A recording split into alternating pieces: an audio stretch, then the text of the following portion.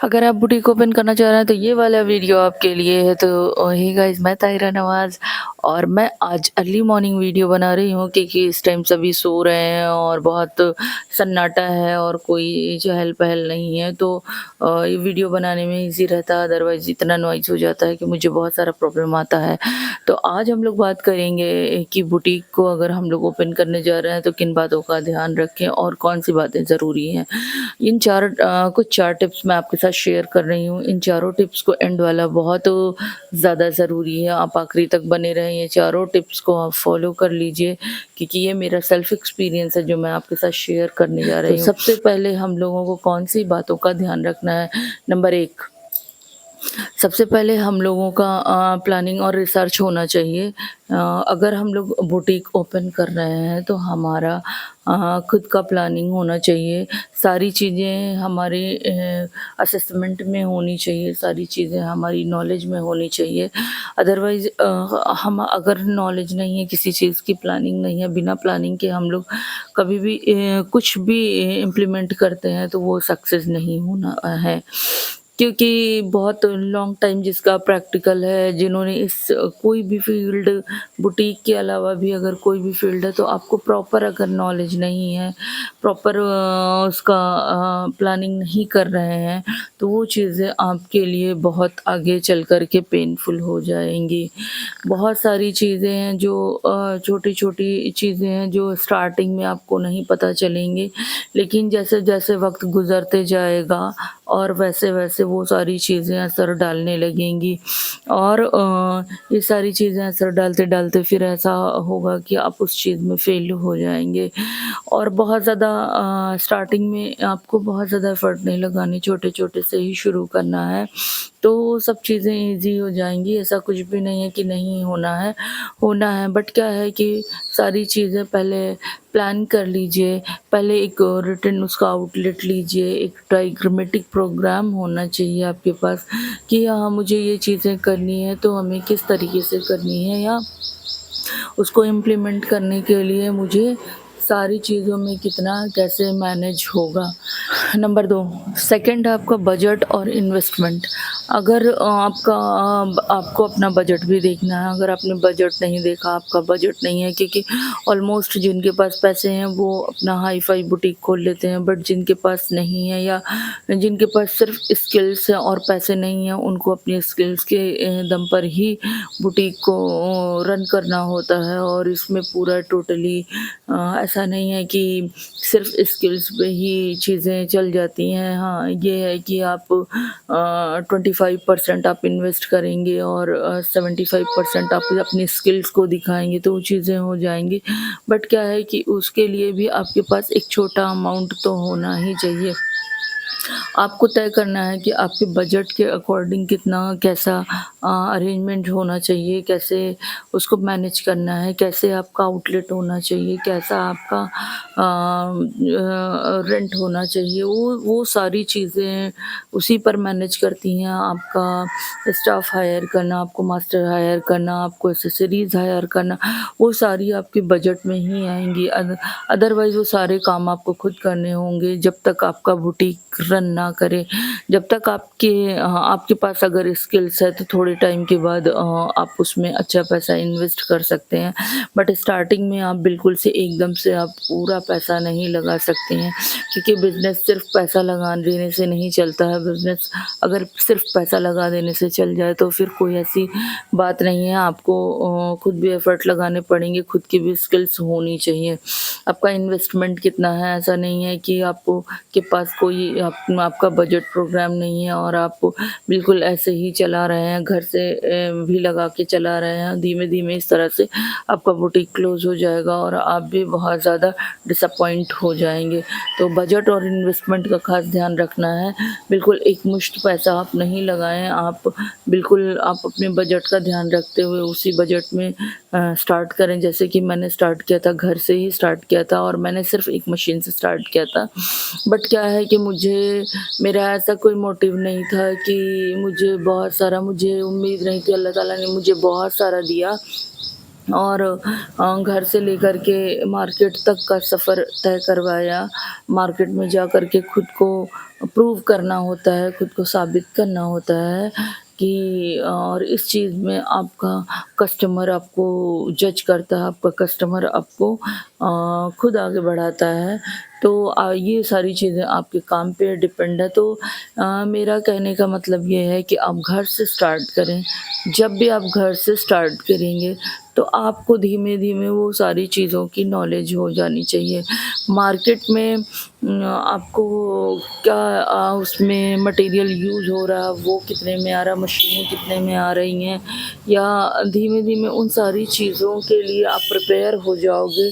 जो आपको मार्केट में जो गलतियाँ जाकर करोगे या बहुत ज़्यादा अमाउंट लगा कर के करोगे, तो वो गलतियाँ आप घर से ही सीख लोगे, या छोटे इन्वेस्टमेंट में सीख लोगे तो बड़ा इन्वेस्ट करने में आपको नुकसान कम होगा।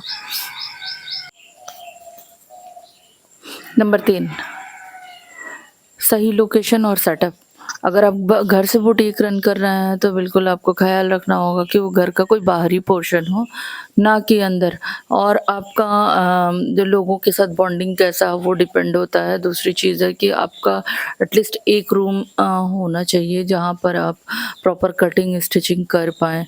और साथ में लोकेशन भी ऐसा, अगर आपका बहुत बंद एरिये में है जहाँ पर आपका कोई कवरेज नहीं है, वहाँ पर कैसी सोसाइटी को कैसी कम्युनिटी, किन लोगों को आप टारगेट करने वाले हैं, वो सारी चीज़ें पूरा लोकेशन और सेटअप पर डिपेंड होती हैं।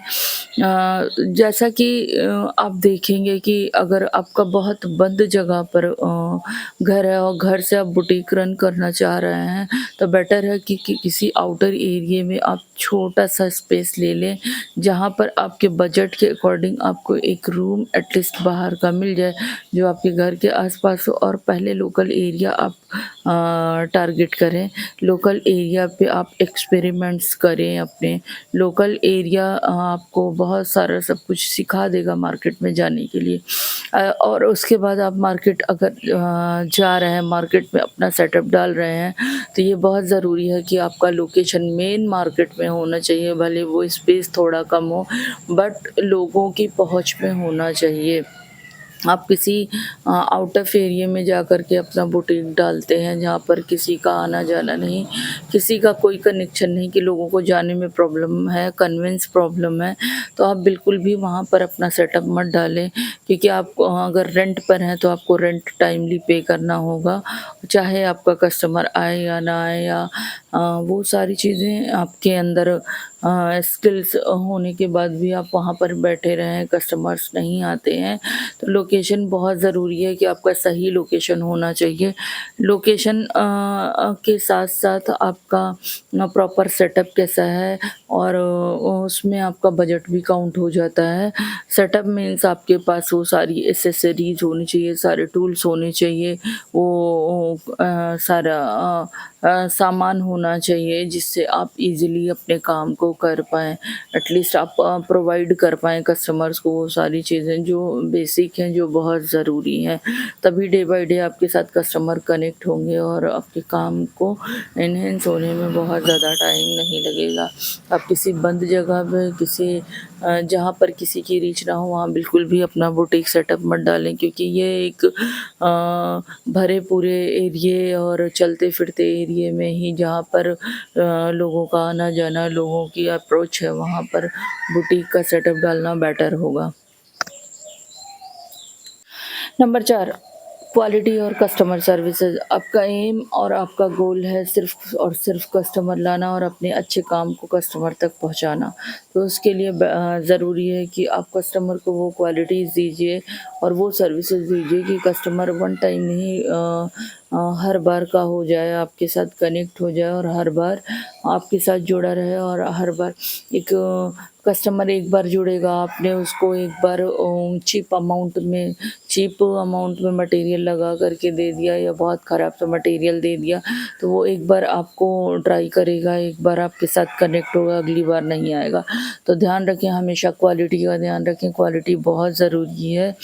और साथ ही साथ आपको सर्विसेज का भी ध्यान रखना है कि अच्छे फिटिंग, परफेक्शन, फिनिशिंग, साथ ही साथ टाइमली आप डिलीवरी दीजिए।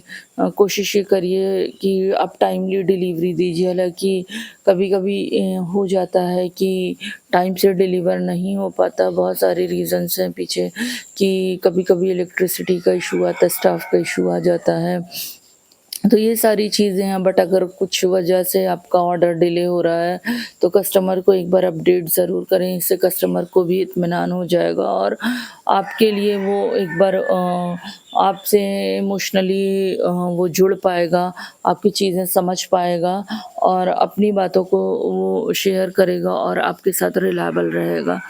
अगर आप इन सारी बातों का ख़्याल रखेंगे तो बुटीक आपको ईज़ी होगा रन करने में। तो स्टार्टिंग में ये सारी चीज़ें थोड़ा-सा बहुत ज़रूरी हैं और ये सारी चीज़ें एकदम से नहीं आती हैं। जैसे-जैसे आपका एक्सपीरियंस होते जाएगा, वैसे-वैसे ये सारी चीज़ें सीखने को मिलेंगी। मुझे बहुत सारा टाइम लगा ये सारी चीज़ें सीखने में, क्योंकि मुझे सिर्फ़ अपना काम आता था, मुझे स्किल्स आती थी, मुझे सिलाई आती थी, बट मुझे इन सब चीज़ों का कोई नॉलेज नहीं था।